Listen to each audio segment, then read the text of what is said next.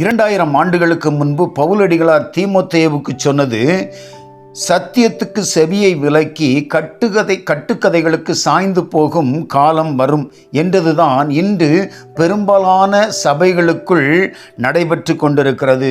ஏதாச்சும் சபையில் பிரசங்கிக்க வாய்ப்பு கிடைச்சா அந்த வாய்ப்பை விட்டுறாதீங்க.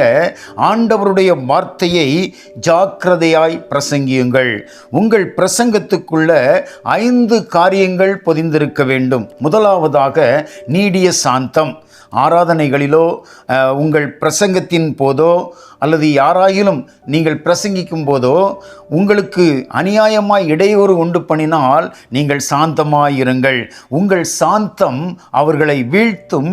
இது என்னுடைய பிரசங்க மேடை அனுபவம். இரண்டாவதாக உபதேசம்.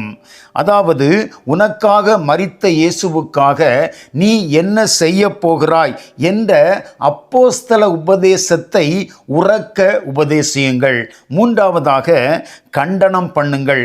பாவியை கண்டியுங்கள், பாவத்தை கண்டனம் பண்ணுங்கள்.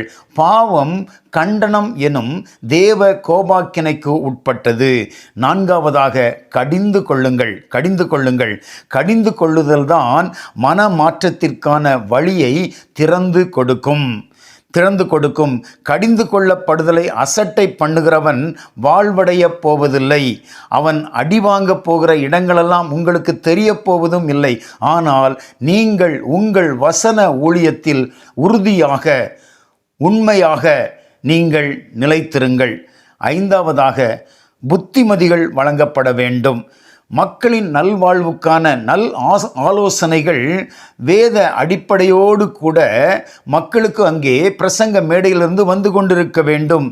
இப்படிப்பட்ட பிரசங்கங்களை வழங்க விரும்பும் பிரசங்கிக்கு தேவை 5 பண்புகள்.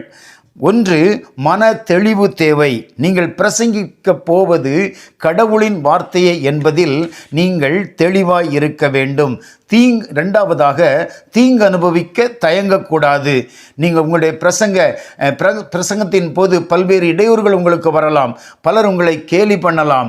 ஆனாலும் நீங்கள் எதை குறித்தும் கவலைப்படாதபடிக்கு நீங்கள் தைரியமாய் பிரசங்கிக்க வேண்டும். மூன்றாவதாக சுவிசேஷமே உங்கள் உயிர் மூச்சாய் இருக்க வேண்டும். கிறிஸ்துவினுடைய பிறப்பு, அவருடைய பாடு மரணம், அவருடைய உயிர்த்தெழுதல், பரலோக ராஜ்யம், இந்த தொகுப்பு தான் சுவிசேஷம் என்ற உணர்வோடு கூட நீங்கள் உபதேசிக்க வேண்டும்.